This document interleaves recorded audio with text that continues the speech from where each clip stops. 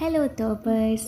तो आज हम शुरू करेंगे सीबीएसई क्लास 10th का चैप्टर 3 जो कि है 2 स्टोरीज अबाउट फ्लाइंग, जिसका पार्ट 1 पढ़ने वाले हैं हिज फर्स्ट फ्लाइट, और इसके राइटर हैं लियाम ओ फ्लैटी। तो सबसे पहले मुझे ये बताओ, स्टोरी की बिगनिंग में क्या सिचुएशन होती है? यंग सीगल किस प्रॉब्लम में होता है? स्टोरी की बिगनिंग में एक यंग सीगल है जो अपनी फैमिली के साथ क्लिफ पर रहती है।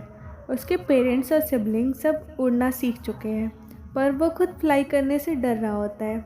उसे लगता है कि अगर वो उड़ा तो शायद गिर जाएगा और मर जाएगा।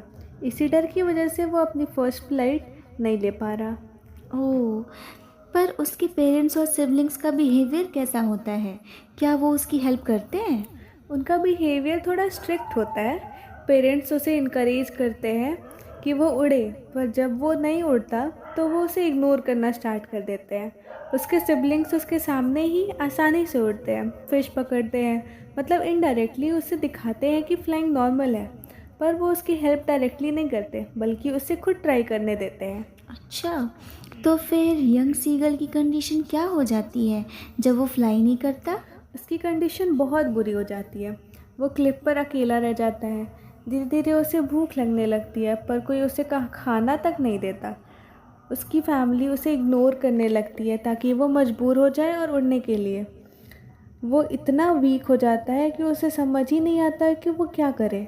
क्या उसने कभी ट्राई किया उड़ने का, या सिर्फ डर की वजह से रुक गया? उसने ट्राई करने की सोची थी, पर जैसे ही वो क्लिफ के एज पर जाता, उसे नीचे का डीप सी दिखाई देता और वो डर के मारे पीछे हट जाता। उसका फियर इतना स्ट्रांग था कि वो अपने आप पर ट्रस्ट ही नहीं कर पा रहा था। फिर टर्निंग पॉइंट कब आता है स्टोरी में? कैसे वो फाइनली उड़ पाता है? टर्निंग पॉइंट तब आता है जब उसकी मदर एक प्लान बनाती है। वो अपने बीक में एक पीस ऑफ फिश लेकर उसके पास आती है, पर उसे देती नहीं है। वो थोड़ा दूर खड़ी हो जाती है। अच्छा, मतलब वो उसे टेम्प्ट करती है। एग्जैक्टली।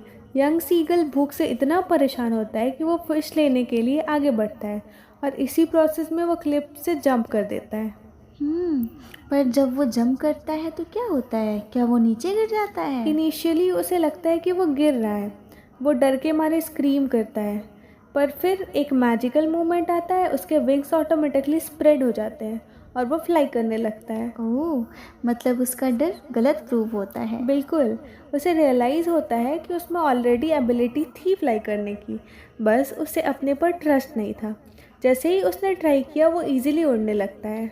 फिर उसके बाद उसकी फैमिली का रिएक्शन क्या होता है? उसकी फैमिली बहुत खुश हो जाती है। उसके पेरेंट्स और सिबलिंग उसके अराउंड फ्लाई करते हैं, उसे इनकरेज करते हैं, फिर उसे सी के ऊपर ले जाते हैं और उसे फूड देते हैं।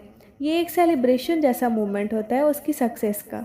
वाओ, तो स्टोरी का मेन मैसेज क्या निकलता है? स्टोरी का मैसेज बहुत सिंपल और पावरफुल है।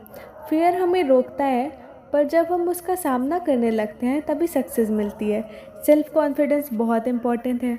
कभी कभी लाइफ हमें पुश करती है ताकि हम अपने रियल पोटेंशियल समझ सकें। तो डर नेचुरल है, पर उससे जीतना ज़रूरी है। हर इंसान के अंदर एबिलिटी होती है, बस उससे यूज़ करना पड़ता है। और सबसे इम्पॉर्टेंट, अगर हम ट्राई नहीं करेंगे तो कभी नहीं जान पाएंगे कि हम क्या कर सकते हैं। तो ये थी एक छोटी सी स्टोरी, पर एक बहुत बड़ा लाइफ लेसन कि कभी अपने डर को अपने सपनों से बड़ा मत होने दो। ओके, तो कैसी लगी स्टोरी हमें कमेंट बॉक्स में ज़रूर बताना। मिलते हैं अगली क्लास में, तब तक के लिए बाय बाय।